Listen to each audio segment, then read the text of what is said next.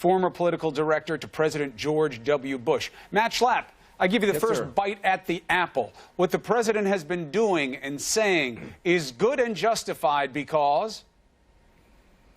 Well, I mean, I think there has been some bungling over in the West Wing on how they've handled this basic question of their interaction with Russia. I think at the end, Chris, I've heard you say it throughout the hour, there are two things that I'm focused on. Is I'd like to hear just one little piece, a shred of proof that there was kind of inappropriate collusion, of which we've heard zero.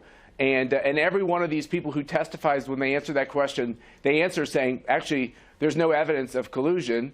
You know, I think the second piece of this is the underlying charge is somehow this Trump presidential campaign, which was one of the most unorthodox campaigns we've ever seen in the history of our country, that somehow they needed the Trump campaign the Russians needed the Trump campaign to figure out if they wanted to hack us, how to hack us, and who to hack. That premise is pretty absurd. I think Vladimir Putin has been trying to hack into our society for a very long period of time. He knows the targets. They know what they're doing. I don't think they needed the Trump campaign's help for any of that. So even the premise is... All right, Jen Psaki, I want your response, but one important clarification. I have heard nobody in any position of authority say, I've looked at everything, there is no proof of collusion. No one. I've heard them say, I don't know.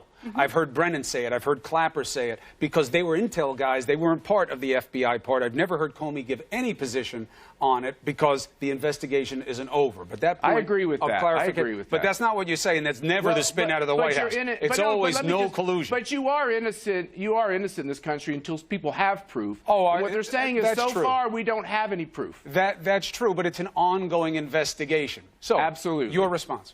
Look, I think members of the intelligence community, many of whom I worked with for years, are the meticulous, they're thorough, and they're very careful. This is what you sort of touched on here. What we heard from Brennan yesterday was really an alarming concern, and it worked through the natural process. This is ongoing. It's going to take months. The FBI investigation will take months. The Senate Intelligence Committee's work will take months. But we've already learned a lot that we didn't know in the fall that has created more alarm bells, which is at one point Trump said there were no contacts. We know that's not true. At one point, he said there was no financial ties. We know that's not true. The Senate Intelligence Committee has requested information. So there's a lot of threads that have unraveled here. It is right that we have to see where this goes, but the more time passes, the more we learn, the more concerned people get, and the more it requires focus of the American public, members of Congress, and certainly the FBI in this investigation. Michael Hayden said it's likely, Matt Schlapp, that this ends up in a position where people did things that were wrong, but not illegal, not to a point where they would be guilty of anything. We'll have to see. Let me ask you one question, though, in terms of this being about the president and debating his tactics. He says, according to the New York Times, to Russian authorities, that Comey, he's a nut job. I fired him, and now the pressure is off me from that Russian investigation. Boy, oh boy, if President Obama had ever said that, Matt Schlapp's beard would hop off his face and run down the street. How do you justify that kind of behavior from a president of the United States? America first.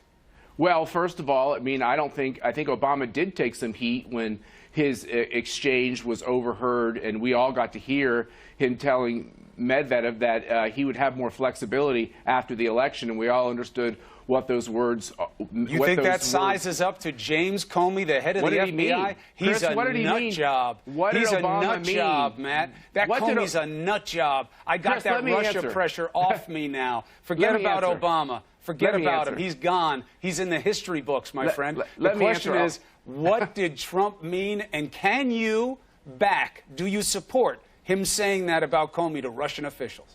Well, maybe you didn't see the article that I wrote about Jim Comey. I think it was perfectly appropriate for him to fire Jim Comey. I had Alberto Gonzalez on our radio show, and he basically said it was a perfectly reasonable thing to have done. Those of us who have dealt with Jim Comey over the years, and a lot of Jen's colleagues who supported Hillary Clinton, felt like Jim Comey lurched around in a political fashion during the campaign. You're right. Yes, I am. Lots of lefties attacked him. Don't you think that was inappropriate? He called him a nut job to the Russians and said that the pressure is off him from Russian interference. How do you feel about that? Chris, Good move? Strong move? What I think is that there are conversations that happen in a diplomatic setting. President Obama was overheard. I, to this day, don't know what he meant when he said, I'll have flexibility. I think what he meant is he was saying one thing publicly, and he would be able to do something else differently after the election. I think what President Trump was trying to do is tell the Russians that there is nothing to this collusion. I think they all know there's nothing to this collusion. You think he needed to tell the Russians there's nothing to the collusion?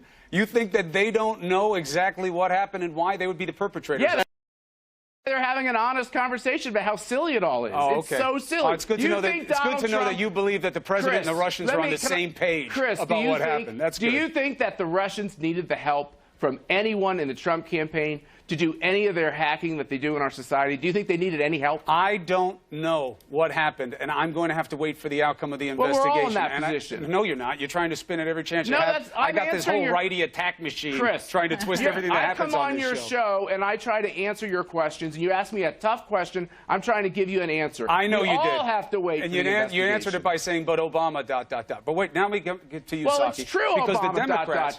Yeah, but it isn't, because not in response to my question. You can't just... It's not a response to the question of what Trump did. How does a president in a diplomatic situation, why does he say words that seem strange? And what I'm saying is, why did Obama and other presidents But it's not a response to the question. Things? It's not a response to the question. Like, one of your kids comes up and you're accusing them of spilling something, and they tell you that one of their brothers did something else the day before. No wonder the American people get tired of all this. I'm thinking you're part of that reason right now, my friend. But hold on, Jen Psaki. Whatever. Democrats overplaying their hand on this. Impeachment, impeachment, impeachment. You've got no basis for impeachment. Obstruction, obstruction, obstruction. We don't know that there's any real obstruction. Overplaying the hand, exaggerating the potential outcome. Is that as much a mistake of what Brother Schlapp is doing? As much a mistake, no. But I do think there is a risk of overplaying our hand here. Impeachment is hard. It requires the Republicans moving forward on that. We've seen moves. High crime or misdemeanor. By some Republicans in Congress. There's a lot we don't know here. But again, there are pieces that continue to unravel. I thought one of the most interesting developments this week was what Burr and Warner had to say yesterday. When they didn't rule out contempt, they said they were going to move forward with subpoenas of Flynn's business. If anybody thought that committee was going to ride into the sunset, they're very wrong. But even that, legally, the guy wants to plead the Fifth, Flynn, and you're going to try and hold him in contempt? You can't do that. Well, look, I agree that there is a value in being able to plead the Fifth throughout history. Flynn is somebody who criticized Clinton officials for pleading the Fifth, so there's an irony there. What I think we saw from the committee, though, a Republican and a Democrat, is a commitment to getting to the bottom of the facts. Yes, there's more time this needs to pursue, but there are a number of Democrats who are being responsible. There are Republicans who are being responsible. Those are the people I think we should look to at this point in time. And there are those who are not, and that's why we need good leaders. Jen Psaki, Brother Schlapp, Matt Schlapp, always good to have you on the show. Thank you for making a robust case. Okay.